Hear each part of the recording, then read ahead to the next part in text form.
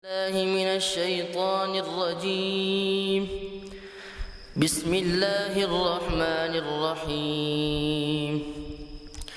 لقد أحصاهم وعدهم عدا وكلهم آتيه يوم القيامة فردا. إن الذين آمنوا وعملوا الصالحات سيجعل لهم الرحمن ودا. معززو طالبانو معراج د رجب په میاشت کې شوی ده او دا د علیه السلام یو عظیمه معجزه وه. قدرمنو معراج د شپې شوی ده. پیغمبر علیه السلام د مسجد حرم نه مسجد اقصا ته تللی و او هلته ټول انبیاء علیهم السلام را جمع شوي وو او پیغمبر علیه السلام هغوی ته امامت کړی و.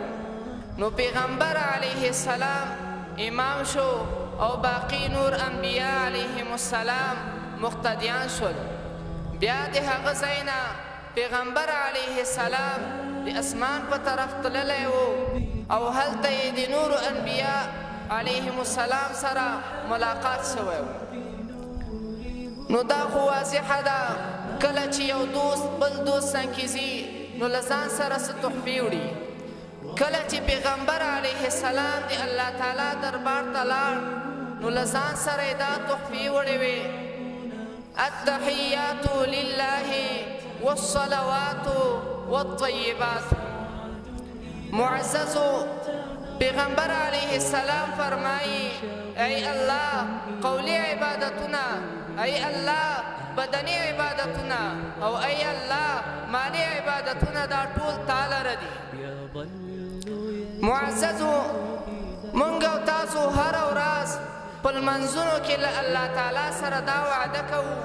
چې ای الله بدنی عبادتنا، قولی عبادتنا او مالی عبادتونه ټول تعالی ردی. خو بیا هم مونږ او تاسو نظرونه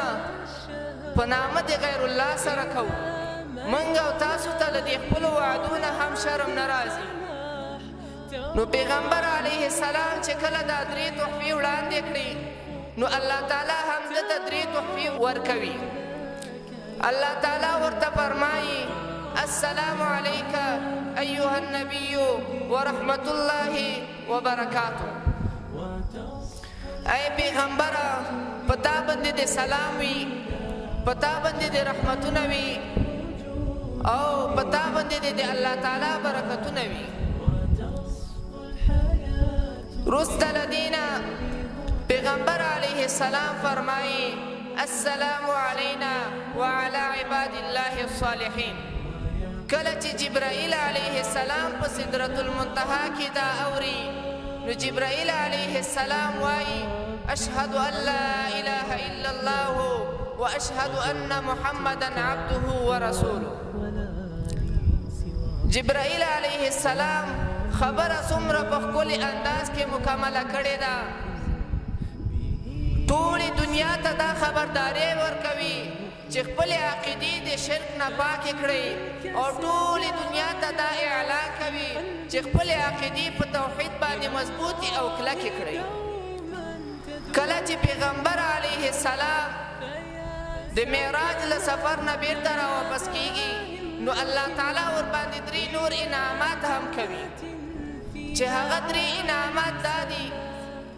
اول 15 وخت لمونځونو انعام ورکوي، دویم د سورة بقرې آخري آیاتونه، او دریم مغفرت هغه کس ته چې هغه شرک نه وي کړی، یعنې هغه کس بس جنت ته داخلیږي چې له هغه له الله تعالی سره شریک نه خبره ولې اثر نه کوي. نن وخت علما خبرې کوي، موږ مسجدو ته ځو، قرآن کریم وایو، حدیثونه اورو، روایتونه اورو، نصیحتونه اورو، خو بیا مو هم په ژوند کې بدلون نه راځي. ګناهونه دوام لري، خیر کم شوی دی. د دې وجه څه د اخیر لامل یې څه دی؟ د دې چې موږ تاسو درې علتونه بیانولی شو. لومړی علت چې د علماو د عمل کمزورتیا ده. نن وخت کې د علماو عمل دومره کمزوری شوی چې د حد نه زیات کمزوری شوی. که یو عالم خلکو ته نصیحت کوي خو خپله پرې عمل نه کوي، د دې نه خلک نه متاثره کېږي. او الله عز وجل د دې شخص په هکله باندې فرمایي کبر مقتا عند الله ان تقولوا ما لا تفعلون. وایي ډېره لویه ده له جهته د غوسې نه په نزد الله تعالی باندې هغه څه چې تاسو په ژبه باندې لګیا اوسئ، په ژبه باندې وایي خو په خوله باندې عمل یعنې په لاسو باندې یا په هغو اندامو باندې تاسو عمل نه پرې ورباندې کوئ او بل ته ښه نصیحت کوئ. او یو چا ته که نصیحت کوي هغه کار به اول په ځان کې عملي کوي بیا په بل کې عملي کولی شي. او که یو څوک چا ته وایي چې صدقه ورکوه، زکات ورکوه، که دې وس ورسره حج وکړه، دا کار کوه او دا مه کوه، دا شخص که چېرته په خپل ځان کې عملي کړي ښه وترښه، او که په خپل ځان کې عملي نه کړي دوه شخصو ته مذلیل دی. لومړی الله ته ذلیل دی چې الله تعالی د شخص په هکله سخت وعید کړی. دویم د چا ته چې نصیحت کړی که بله ورځ تا ویني تا ته وایي چې ښه عالم صاحب ته خو ما ته نصیحت کوې خو خپله پرې لګیا یې، نو دې چې نه کوې زه خو په طریقه اولاد سره نه کوم، دا کار نو زه چېرته وکړم او ما ته ښه نصیحت کوې خپل ځان کې عملي کړه دا خبره.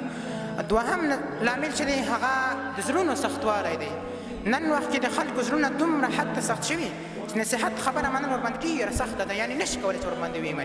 لکه څنګه چې الله عز وجل په یو آیت کې ورته اشاره کړې ده ثم قست قلوبکم من بعد ذلك فهي كالحجارة او اشد قسوه.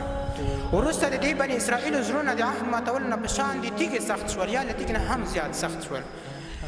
او دریم علت چې دی د دې هغه د دنیا ته میلان دی، نفاق دی او د اخلاص نشتون دی. که یو عالم خبرې کوي، وعظ کوي، نصیحت کوي د دې لپاره چې زه پیسې وګټم، ځان ښکاره کړم، سیاست لپاره، ریاست لپاره، دې لپاره تقریر کوي، الله عز وجل به د دې شخص له خبر نه برکت واخلي.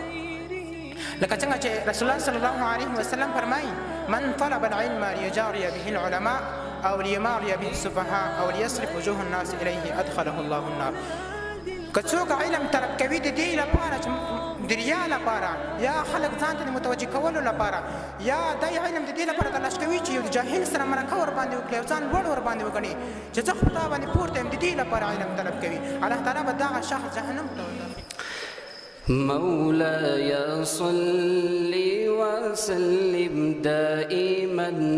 أبدا على حبيبك خير الخلق كلهم.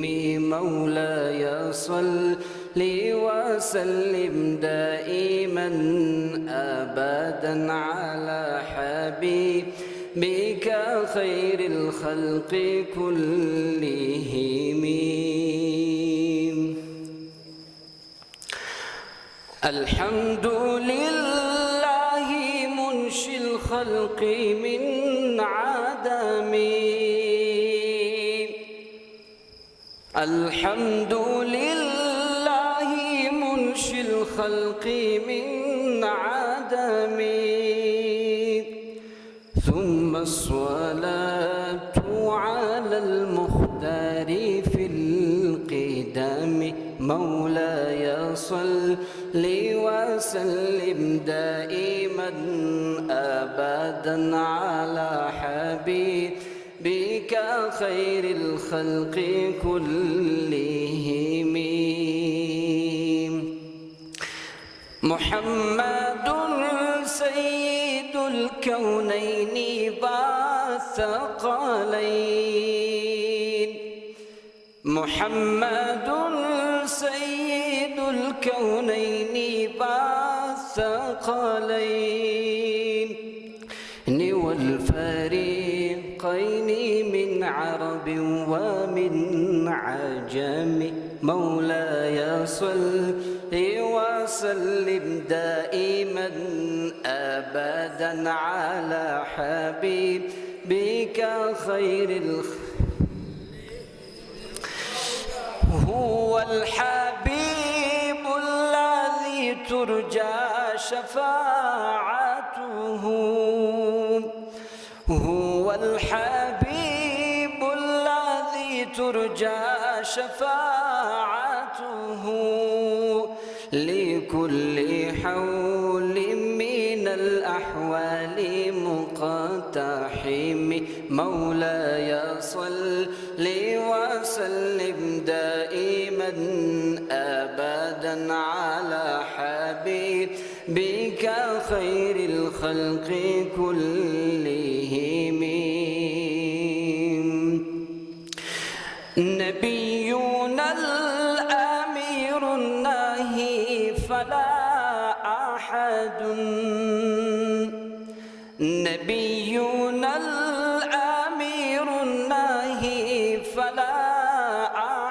أحد أبر في قولنا منه ولا نعم مولاي صل وسلم دائما أبدا على حبيبك خير الخلق كلهم ثم الرضا عن أبي بكر وعن عمر ثم الرضا عن أبي بكر وعن عمر وعن علي وعن عثمان ذي الكرم مولاي صل وسلم دائما أبدا على حبيبك خير الخلق كلهم جاءت لدعوته الأشجار ساجدة جاءت لدعوته الأشجار ساجدة تمشي إليه على ساق بلا قدم مولاي صل وسلم دائما أبدا على حبيبك خير الخلق كلهم مولاي صل وسلم دائما أبدا على حبيبك خير الخلق كلهم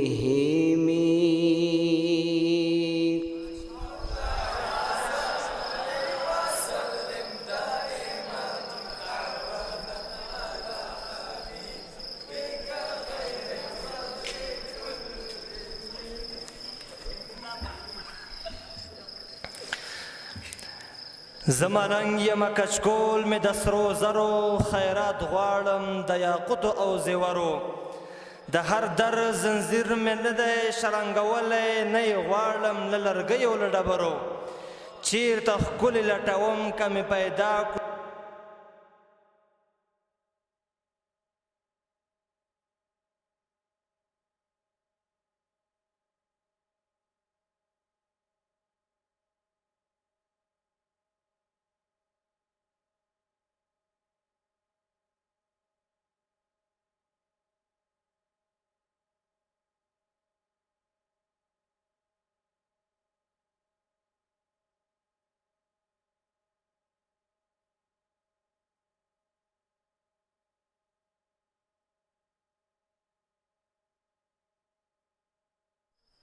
وای امن پالا وطنوالا وطنوالا امن پالا وطنوالا وطنوالا غیگا راکا کلیوالا کلیوالا اے د امن پیغمبره لتا زار شم پګړی والا پګړی والا پګړی والا ته زیاد ابن تاشفینی ته ایوب د فلسطینی هم فاتح د اندلسی ته زما د زړه تسکین یې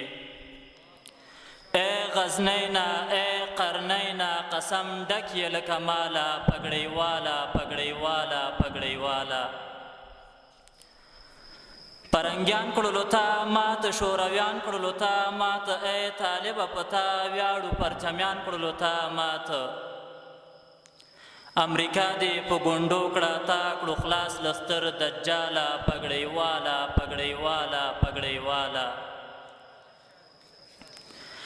تل مسید احمد خانی تل مسید میرویس خانی ته د وخت صلاح الدین تل مسید خوشحال خانی د ثالث عمر بچی استا د هر خور ملالا پګړی والا پګړی والا پګړی والا اوس نو غرد او کخار هم که دخت او دیار ترنه جوړ بکړي سره زر دا د هم ګورستا کار چې په کم مټ د آزاد کړو دا وطن تال اشغاله پګړی والا پګړی والا پګړی والا چې راغلی و په زور تا کړو پړ مخې نسکور توریالی یې جنګیالی یې هم دې وشړل مختور په یوه ټوپک جاغوره د ننګونو دې کړه زاله پګړۍ والا امارت دې کړو حاکم پرې شریعت دې کړو حاکم پرې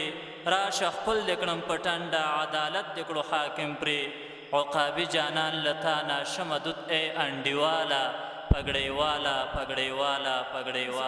عرف کې په معاشره کې دا غیبت کول دومره عام شوي دي دومره زیات شوي دي چې د سره د غیبت ته د ګناه په نظر کتلی کېږي نه حالان کې دا غیبت کول دومره یو عظیم ګناه دی دومره یو ویرونکي ګناه دی چې د دې په ذریعې سره د یو انسان ټول نیک اعمال ختمولی کېږي او ختم کېدلی شي او د دې ګناهونو کې اضافه والی راځي قدرمندو حاضرینو په یو واقعه کې راځي چې یو شخص د امام ابو حنیفه رحمه الله غیبت وکړ بیا امام ابو حنیفه رحمه الله ته څه موده وروسته معلومات وشو چې فلانی شخص زما غیبت کړی دی نو بیا امام ابو حنیفه رحمه الله یو څه پیسې یو درهم و دینار یې ځان سره واخیسته نو د هغه فلانی شخص کور ته ورغی دروازه یې ورته ووهل او هغه کس راووته نو امام ابو حنیفه رحمه الله دغه درهم و دینار یې هم ورته ورکړ او ترې ډېره مننه وکړه چې کله روانېدل نو هغه شخص وویل چې ای امام صاحب تاسو دا درهم و دینار ما ته د څه شي دپاره راکړ او دغه مننه تاسو د څه شي دپاره زما څخه وکړه نو امام صاحب چې کله ورته وکتل نو ورته وفرمیل چې رسول الله صلی الله علیه وسلم فرمایلی دي کوم انسان چې غیبت کوي د دغه غیبت کوونکي انسان د عمل نامې څخه اجرونه او ثوابونه پورته کیږي د هغه چا په عمل نامه کې لیکل کیږي د کوم انسان غیبت چې کیږي او د کوم انسان غیبت چې کیږي د هغه انسان د عمل نامې څخه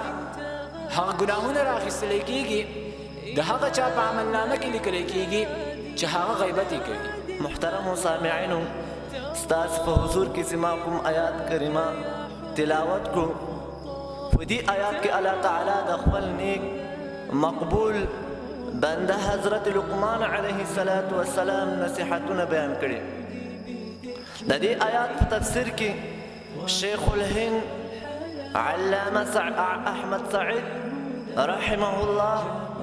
د دې آیات په تفسیر کې یو قول را نقل کړی حضرت لقمان علیه السلام فرمایي د 4000 انبیاء علیه السلام په مجلس کې حاضر شوی یم او ما چې کوم تعلیمات کړي دي د هغو ټولو تعلیماتو خلاصه هغه اته خبرې دي زه به نن انشاءالله د هغو اتو خبرو څخه په یوې خبرې باندې انشاءالله یو څه بحث وکړم هغه د حلق حفاظت ده محترمو کله چې یو انسان په دسترخوان باندې کینی باید د خپل حلق حفاظت وکړي د دې حلق علماو دوه توجیهات ذکر کړي دي اوله توجیه دغه ده چې کله یو انسان په دسترخوان باندې کینی باید له ډیر خوراک څخه ځان وساتي ځکه ډیر خوراک د انسان لپاره دا ډیر مضر ده د انسان معده خرابوي او د انسان صحت دا قائم ده په معدې پورې کله چې یو انسان معده خرابه شي ټول بدن د خرابېږي او که چیرې د معده روغه نو ټول بدن به د سالم او دوهمه توجیه علماو ذکر کړې ده کله چې یو انسان یو مسلمان خوراک ته کینی باید له حرامې ګولې څخه د ځان وساتي کله چې دی خوراک کوي باید دی د ځان لپاره معلومات وکړي چې آیا دا خوراک څه ده دا ګوله څه ده دا زه تر ستوني تېروم آیا دا حلاله ده حرامه ده که مشتبه ده که چیرې دا ګوله حلاله وي نو بیا دې په بسم الله سره وخوري او که چیرې حرامه وي یا مشتبه وي نو که چیرې دا تر ستوني تېره کړي یو مسلمان دا د یو مسلمان لپاره د هلاکت ذریعه ګرځي ځکه د مسلمان په حرامه ډوډۍ سره په حرامه ګوله سره ایمان ګډوډ کیږي او په حدیث مبارکو کې د حرامې ګولې ډېر وعد ذکر شوی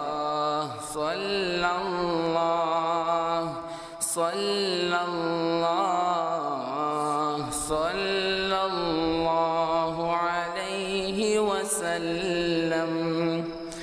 د سوار لسم قرن شاهدی سپوږمۍ د هغه حسن خود حال بیان کړه چې له ادبه ورته دوه ټوټې شوې د هغه ښکلي مخ جمال بیان کړه د هغه ښکلي مخ جمال وایا د خدای په ذات قسم درکوم داسې ښکلا دې ولیدلې چېرته ډېرې سحرې به دې کتلې وي خود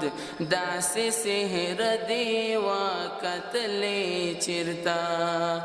وایا له مینې ورته ماته نه شوې